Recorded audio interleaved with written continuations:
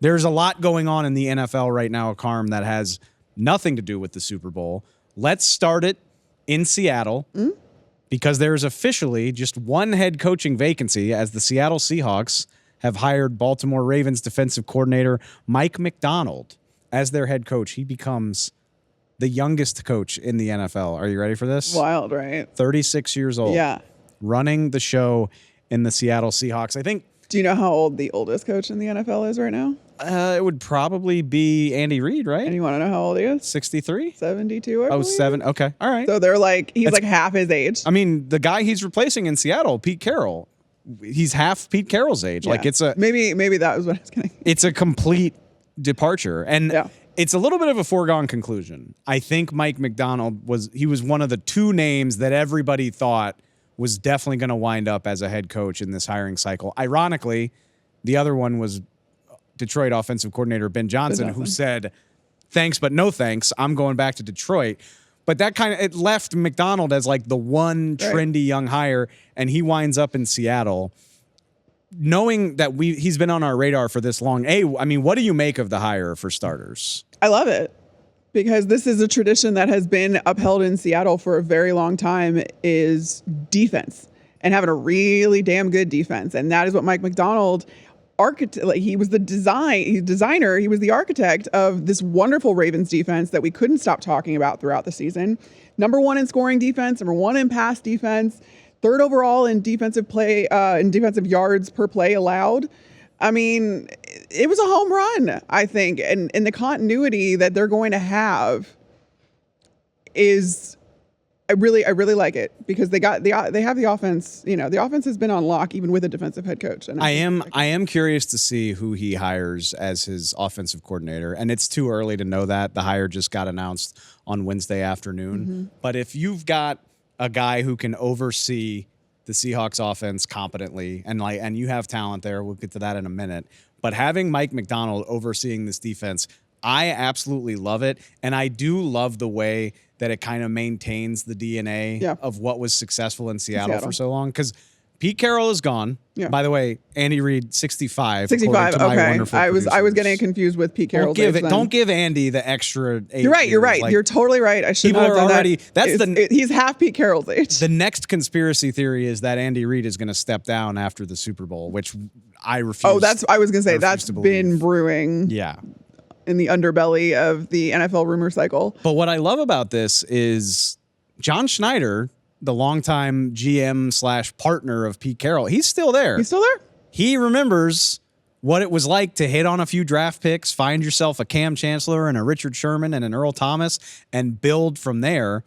And it certainly seems like that's the goal here as well, because Pete Carroll didn't lose this job until the Seahawks defense slipped, and boy, did it ever. It slipped. Here in the last year or two. So you bring in not just the hottest defensive coordinator and a young guy with presumably a lot of energy, but a guy who clearly knows how to play defense against the schemes that have taken over the NFL. I stole this a little bit from our buddy Ben Solak, but I think he makes a good point that Mike Macdonald is going into a division with Kyle Shanahan, Sean McVay.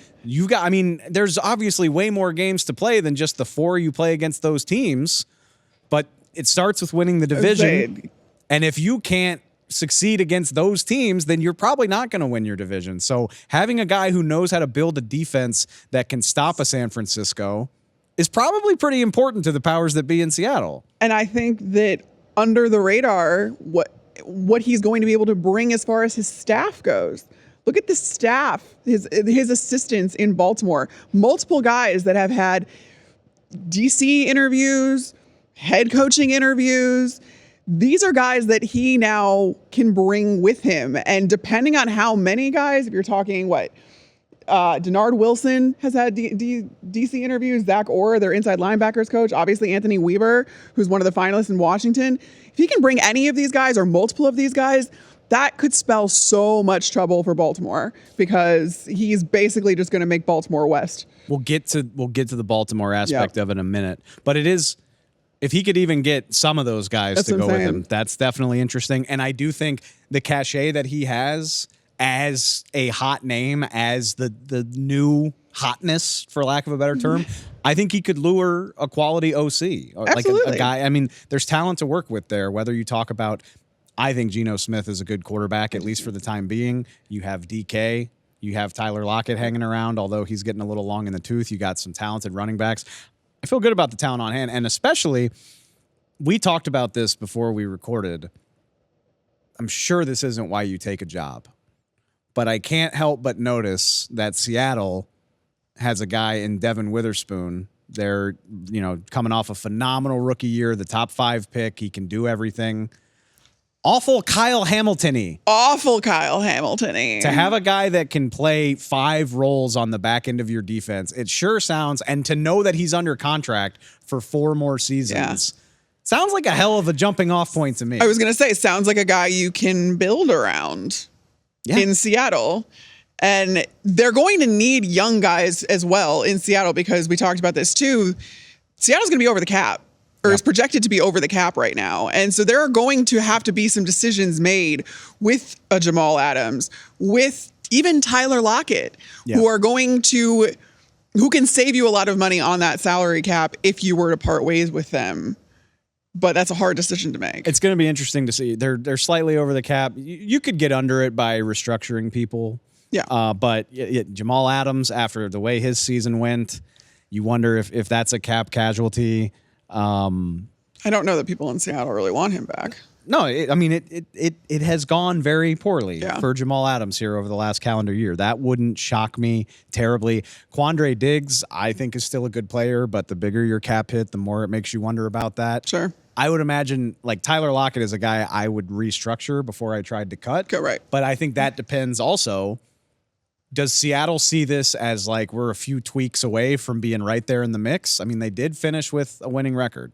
Mm-hmm. They do still have Geno Smith under contract for 2 more years. They barely missed the playoffs. Couple nice draft picks, a great coach bringing the level of your defense up a little bit. Do they see themselves as pretty close, or is this more of a firm rebuild? I have a feeling we're going to find out really quickly into Mike Macdonald's tenure.